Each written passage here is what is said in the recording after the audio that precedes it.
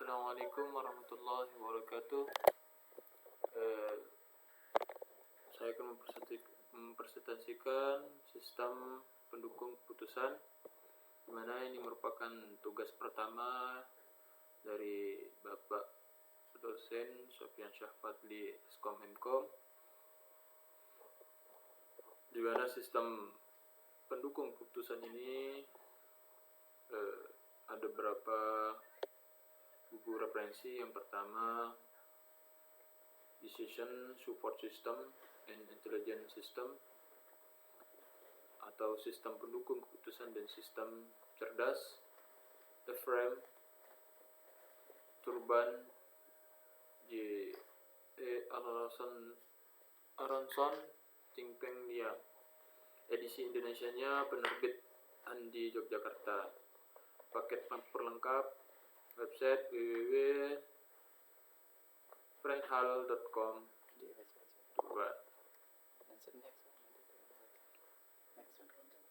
Oke, selanjutnya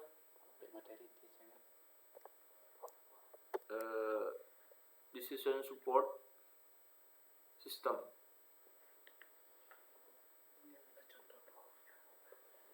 Ini adalah contoh-contoh buku tempat saya mengambil referensinya. Dan selanjutnya, di mana konsep sistem pendukung keputusan. Yang pertama itu sistem penunjang keputusan atau SPK, atau Decision Support System. DSS merupakan sistem informasi interaktif yang berfungsi membantu manajemen dalam mengambil keputusan menggunakan pemodelan data atau peralatan data analisis sebagai dasar pengembangan alternatif yang dapat digunakan pemakai.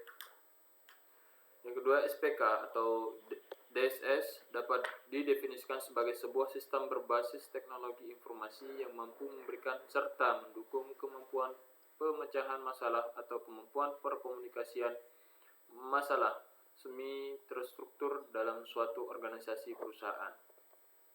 Selanjutnya, adapun tujuan sistem pendukung keputusan SPK.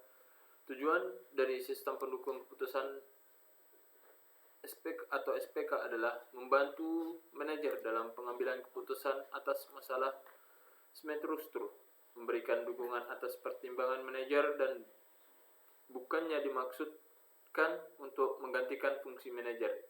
Peningkatan produktivitas, berdaya saing.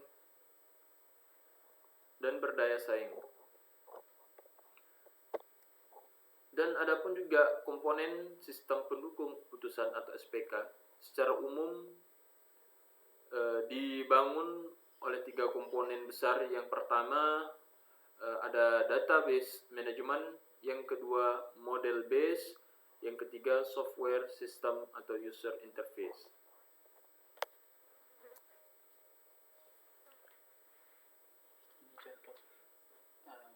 Adapun juga alur bagian dari SPK. Yang pertama ini user, dilanjutkan ke user interface atau pengelolaan dialog, lalu dilanjutkan oleh pengelolaan data atau database management, lalu ke pengelolaan model atau model base. Adapun juga jenis-jenis SPK berdasarkan teknologi dominan yang digunakan untuk menyediakan dan memfasilitasi dukungan pengambilan keputusan power,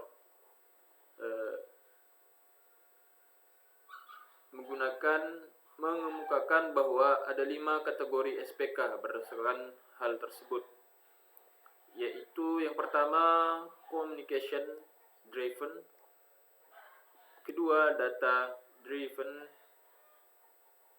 ketiga document driven, keempat knowledge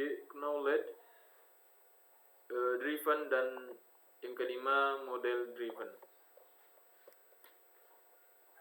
Tujuan sistem penunjangan keputusan atau SPK yang pertama itu membantu manajer perusahaan atau organisasi dalam pengambilan keputusan atas masalah struktur.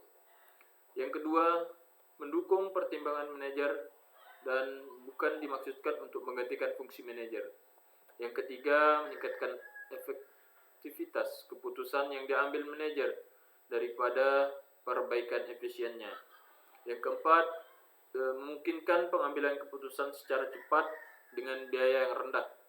Dan yang kelima, meningkatkan produktivitas perusahaan. Adapun karakteristik SPK, yang pertama, SPK merupakan sistem berbasis komputer dengan antar mesin atau komputer dengan pembuatan keputusan. Yang kedua, SPK bersifat adaptif dan interaktif serta antarmuka yang mudah digunakan. Yang ketiga, pembuatan keputusan memiliki kewenangan penuh untuk mengontrol seluruh tahapan dalam sistem penunjuk keputusan. Keempat, SPK mampu memberikan solusi atas masalah yang tidak terstruktur, baik bagi perorangan ataupun kelompok. Yang kelima, dalam penggunaan SPK membutuhkan komponen seperti data, basis data atau database, dan metode analisis keputusan. Yang keenam, SPK mampu beradaptasi setiap saat dan bersifat fleksibel. Yang ketujuh, sistem ini hanya membantu menyediakan alternatif pilihan solusi bagi pembuat keputusan untuk menyelesaikan permasalahan, bukan menjadi pengganti posisi manusia sebagai pembuat keputusan. Kelebihan dan kekurangan sistem penunjukan keputusan. Di sini ada 4 kelebihan dan kekurangannya. Yang pertama itu SPK menghemat waktu yang dibutuhkan untuk memecahkan suatu permasalahan. SPK mampu menghasilkan solusi dengan lebih cepat dengan hasil yang dapat dipercaya. SPK mampu menyajikan berbagai alternatif atau pilihan-pilihan solusi yang dapat diambil. SPK mampu menyajikan bukti atau data tambahan sehingga dapat mendukung posisi pengambilan keputusan. Nah, itu merupakan suatu kelebihan dari SPK.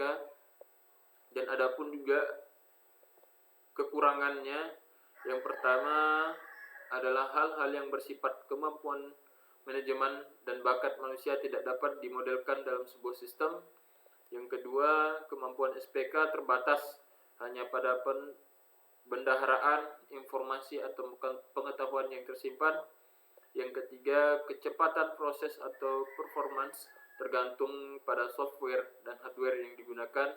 Yang keempat, tidak memiliki kemampuan intuisi atau berpikir seperti pada manusia. Adapun tahapan SPK, yang pertama tahapan pemahaman, intelligency phase, di mana pemahaman intelligence phase ini merupakan aktivitas menyelidiki lingkungan kondisi-kondisi yang memerlukan keputusan.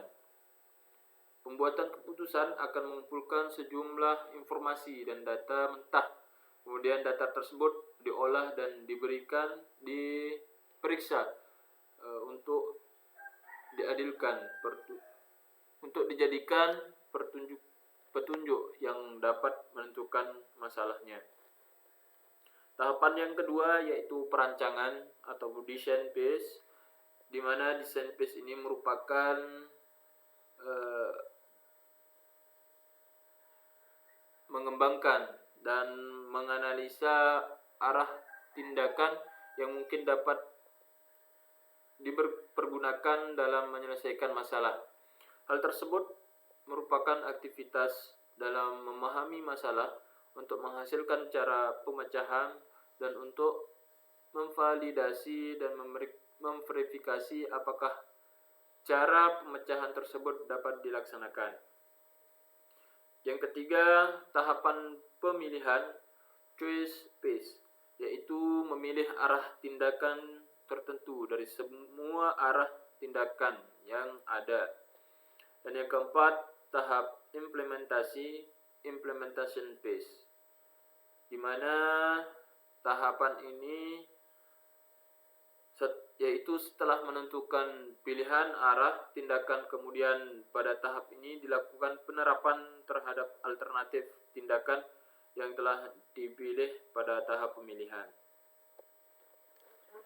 Contoh kasus sistem penunjang keputusan, di sini ada beberapa contoh. Yang pertama itu sistem penunjang keputusan penerimaan calon mahasiswa baru jurusan manajemen bisnis. Ada juga untuk masuk ke perguruan tinggi negeri atau PTN, calon mahasiswa dapat mengikuti serangkaian proses seleksi-seleksi seperti SMPTN, SBMPTN, hingga seleksi mandiri. Yang ketiga, untuk mendapatkan mahasiswa yang nantinya mampu menyelesaikan pendidikannya dan unggul dalam dunia kerja, maka pihak penyeleksi menyusun beberapa kriteria dalam tesnya.